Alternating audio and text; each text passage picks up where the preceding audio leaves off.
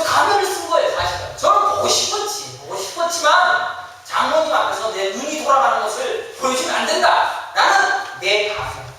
그런데 예수님은 뭐합니까? 불의의 제물로 친구 사귀어버려. 뭐 그렇게 의인인 것처럼 아니 죄처럼. 그래서 너무 자기를 드러내면 사람들이 싫어할 것이다 라고 말하고 있습니다. 그러나 분명히 목사가 다 옷을 제끼고 자기 죄의 모습, 자기의 모습 다 보여주면 성도들이 다 싫어할 것입니다. 그러나 가면을 쓸고 설교를 하는지 몰라도 그런 영광 누리지 말라는 것입니다. 솔직히 아니잖아. 솔직히 보고 싶었잖니. 그것 폭로 당하는 것입니다. 친구를 사귀어버려 불의의 제물로 친구를 사귀어버리는 철저한 불의 속에 그냥 뒹굴어버리라라는 것입니다. 자신의 의의를 드러내는 것보다는 그냥 불의를 드러내고 불의의 삶을 폭로당하는 것입니다. 왜 가면 쓰냐라는 이야기입니다. 여기에서 분명한 것은 죄를 지으라라는 이야기 아닙니다. 분명한 것은 죄 지으라는 이야기 아닙니다. 죄를 지을 수밖에 없음을 폭로당하라는 이야기입니다. 사실 우리가 모자란 것은 모자라다라고 말하는 불의의 죄물과 친구는 사귀를 일을 해야 한다는 것입니다. 하십시오. 가면 쓰지 말라는 겁니다. 교회에서 왜 가면을 씁니까? 제일 꼴불견이 자기는 의의를 지킨다고 말하는 것입니다. 나는 의로 친구를 사귀어서 나는 진짜 예배 잘 드려, 나는 착한 일을 많이 해, 나는 헌금 잘 드려, 나의 의를 지키는 데 목숨을 겁니다. 하나님의 은혜보다도 우리 의 지키는 게 더 많다는 것입니다. 똥폼을 잡지 말라는 겁니다. 나는 의인이야, 나는 착해, 내가 제일 잘 나간다 라고 이야기하지 말라는 것입니다. 진짜 성도의 삶은 무엇입니까? 예수가 있듯이 십자가에 죽는 겁니다. 그러면 여러분들도 이 땅에서 나는 주인입니다. 당신들이 전부 다 나를 십자가에서 몰아가도 나는 거기에 따라가겠습니다. 나는 똥입니다. 라는 것을 인정할 것입니다. 죄보다는 제가 좀 낫죠? 아닙니다. 훨씬 못하라는 것을 인정하는 것입니다. 목사가 여러분보다 나은 것이 뭐가 있겠습니까? 거짓 팔을 쓴 목사 좋아하지 마십시오. 속지 마십시오. 사람들은 전부 자기가 낫다고 여기는 것을 인정받기를 원합니다. 그러나 그것 아니라 전적으로 나는 안 된다라는 것을 폭로당하는 것입니다. 나는 어쩔 수 없는 인간이구나. 내 삶만 찾아가는구나. 내 먹고 살 문제만 따라가는구나. 내 미래만 준비하는구나. 나는 내 앞에 삶에. 목사도 솔직히 고백하면 목사도 가비스도 교회 개척해서 성도들도 좀 많아지고 그래서 요 병력 인정받아서 다른 데 가서 좀 더 좋은 교회 가고 뭐 이런 생각 자꾸 하면 된다. 할 수 없습니다. 나는 절대 불의에서 벌써 수가 없다. 여러분의 생각들 중에서 의의가 한 90% 중에서 100% 중에서 90%가 의의가 되어졌다라고 얘기하는 것도 거짓말이고 10%가 죄를 짓는다라는 것도 거짓말입니다. 전적으로 죄입니다. 예수님은 죽으십니다. 율법에 의해 살해당하십니다. 여러분들은 율법에 의하여 살해당하십시오. 예수님이 왜 죽으셨습니까? 율법에 의하여서 살해당했습니다.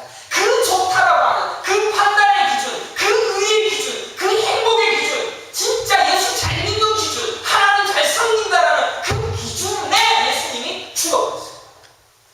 여러분도 율법에 의하여 살해당하십시오. 누가 비판하거나 나 진짜 못해,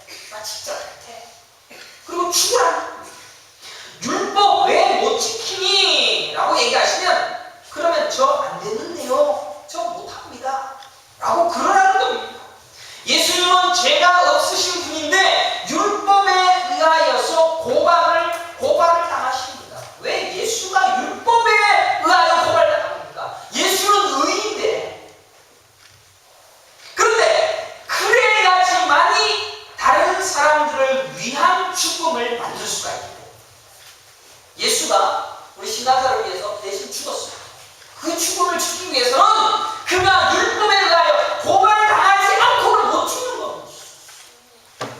예수님이 얘기하는 게 얼마나 고차원적인지 제가 상상할 수가 없어요. 따라갈 수가 없어요. 따라가지 못하는 것도 인정하는 부분이 또 17절에 나옵니다. 그건 나중에 제가 얘기하겠습니다. 예수님은 죄가 없으신 분인데 율법에 의하여 고발합니다. 그래야지 다른 사람들을 위한 죽음을 만들 수 있기 때문에. 원래는 우리의 죄인데 그 죄를 예수가 다 뒤집어 써버리고 자기가 죄인이 되어버렸습니다. 얼마나 억울하겠습니까?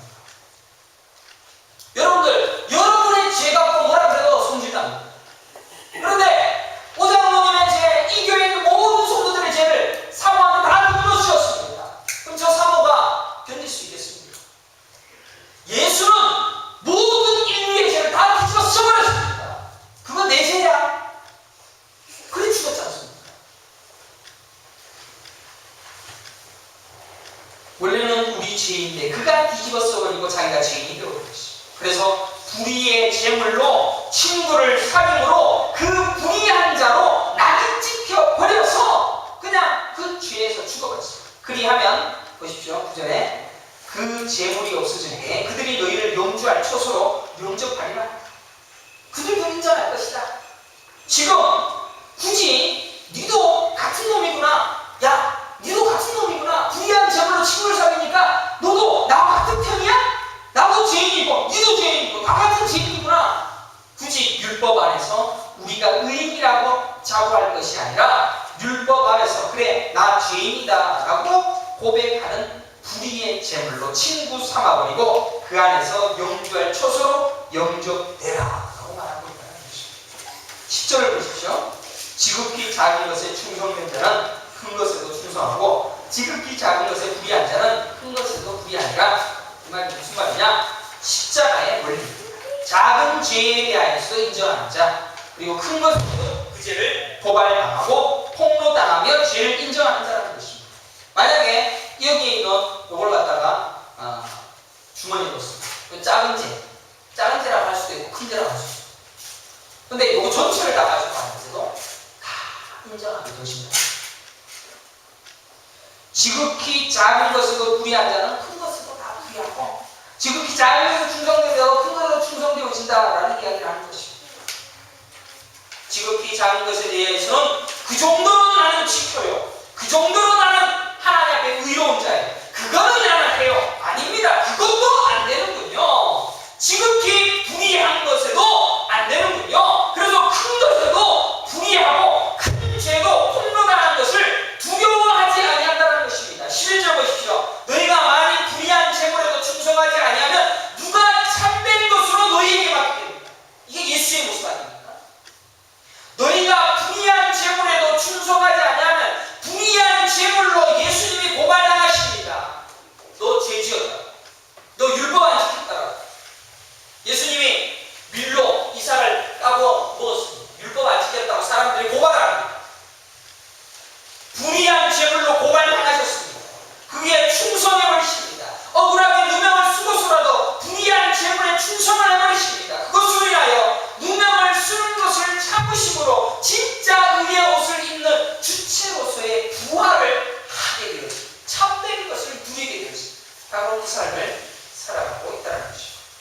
예수님은 창세전부터 선택 안에 들어있는 모든 자들의 불의를 끌어안고 아버지께 충성하십니다. 이 말 아시겠습니까? 예수님께서는 창세전에 선택되어진 하나님의 백성들의 모든 불의를 끌어안아버리고 아버지께 충성하셨습니다. 그래서 불의한 제물에도 충성했습니다. 그 삶을 너희도 살아내라는 것입니다. 우리가 뭐 그리 대단하다고 불의하지 않다라고 자부합니까? 예수님께서 하신 것인데 죄 없는 그분도 하셨던 것인데 죄 덩어리이고 똥덩어리이고 죄하는 여전히 죄밖에 칠 수밖에 없는 여러분이 불의한 제물에 충성하지 않는다. 나는 그거 안 해요. 할 수 없다는 것입니다. 여전히 죄 지을 생각하는 청지기처럼 자기 살 것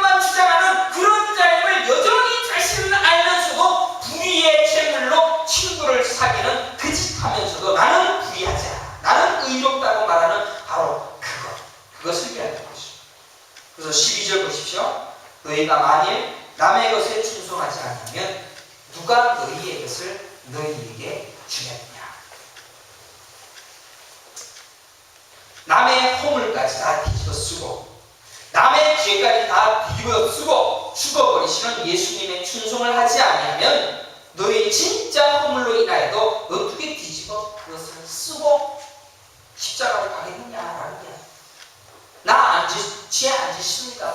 저놈의 죄는 저놈이 꾸고 내 거는 절대로 안 짓습니다. 끝까지 고개 빳빳이 들고 회개하지 아니하는 뻔뻔함을 가지고는 어떻게 천국 가겠느냐라는 이야기입니다. 예수님께서는 남의 것에 대하여 충성하셨습니다. 남의 허물 가지고 모든 인류의 허물을 다 뒤집어 쓰셨습니다. 그런데 우리는 어떻습니까? 전부 남의 것을 정죄하더라고.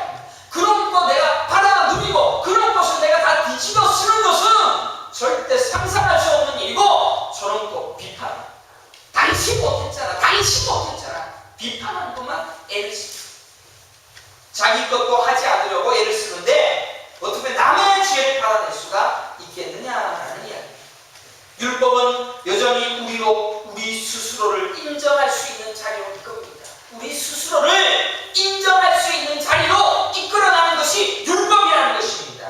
이 율법을 지키는 것, 나는 요만큼 해 라는 것으로 내가 보자리에 올라가게 되어지기를 요구하는 나의 인생의 모습이 여전히 거기에 있습니다. 불의한 자로 고발당하는 것으로부터 우리는 자유해야 합니다. 하지만 그것 아니다라는 것입니다. 율법을 지킨다라고 말하고 남보다도 조금 낫다라고 말하고 남들 비판하는 것이 나는 의로운 제물로 나는 바르다라고 나는 고결하다고 길을 쓰고 거짓말하는 것이라는 것입니다. 너희들의 실체를 알아라라는 것입니다. 바리새인 그리고 그 짓을 했던 사람들이 바로 바리새인이었습니다. 그리고 오늘 이 자리에 있는 바로 여러분들도 그 바리새인의 거짓을 행하고 있었다는 것입니다. 그래서 15절에 보면 마음을 하나님께서 아시나니 사람 중에 높임을 받는 그것은 하나님 앞에서 미워하는 것이다. 이제 딱 명함이 있었어요. 참 어려웠죠. 여태껏 이상한 얘기 하다가 이제 15절 와갖고 이제는 좀 뭔가 확연하게 계속 줄기차게 그 얘기만 하고 있습니다. 사실 이 예수님의 고차원적인 것을 누가 이해하겠습니까?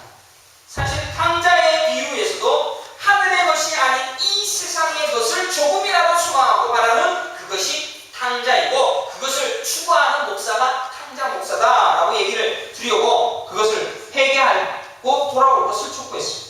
부자와 거지 나사로도 부자는 거지를 집 앞에 먹이는 것으로 자기 삶을 누렸습니다. 나는 이렇게 베풀어 연애를 즐기면서 나는 부자야. 나는 사람들과 함께 품위 있는 삶을 유지해. 이것 아니라는데 우리는 어떻게 우리가 그것을 알아낼 수가 있겠습니까? 우리 다 그렇게 하지 않습니까? 나 선행을 해. 나 베풀어. 나 누려. 예수님이 말씀하신 것 너무 어려웠어요. 솔직히 목사 못하겠습니다. 못하겠습니다. 여러분도 하실 수 있겠습니까? 못하겠습니다. 13절에 집 하인이 두 주인을 섬길 수 없다. 이것은 두 주인을 아예 모실 수가 없다는 거예요.